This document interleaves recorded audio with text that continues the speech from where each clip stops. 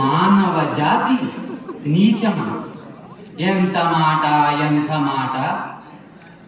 వైద్యుని వరకు వెంటాడి వేధించి ముప్పదిప్పులు పెట్టి మీ ధర్మసూత్రమును మంట కలిపి ప్రతి ప్రాణములను దక్కించుకున్న నారీమణి సావిత్రీదే జాతి. మా నవజాతి తన భక్తితో సాక్షాత్ పరమశివుని ప్రతిష్ఠము గావించి మీ పాసములు సైతం గడ్డిపోవచ్చు కానించి ప్రాణహరుల మిమ్మల్నే ప్రాణభయంతో పరుగులెత్తించిన పసివాడు మార్కండేయుడిదే జాతి. మా నవజాతి నీచమన్న మా జాతి మూలన ఏనాడో అప్రతిష్ట మూట కట్టుకున్న మీరు నేడు జాతి జాతి అని మమ్మల్ని అవహేళన చేయుటయా? ఎంత వివేకం, ఎంత జ్ఞానం, ఎంత కుసంస్కారము! నేటి నుంచి దేవుడు అధికుడు నరుడన్న కింద భావాన్ని కూగడ వేలతో సైతం కథించి వేసదా? ముక్కులు పొందే ముక్కడి దేవతలు, దిక్కుల్ని రాసి దిక్పాలకులు, మడువునిచ్చే పంచభూతలు సైతం జయహో నరుడా అని నశించుతుముగా ఈ సింహాసనం అధిష్ఠించదా?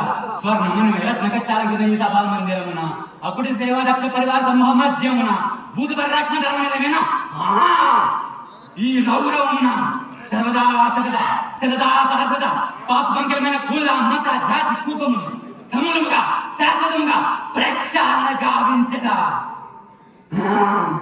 Any doubts?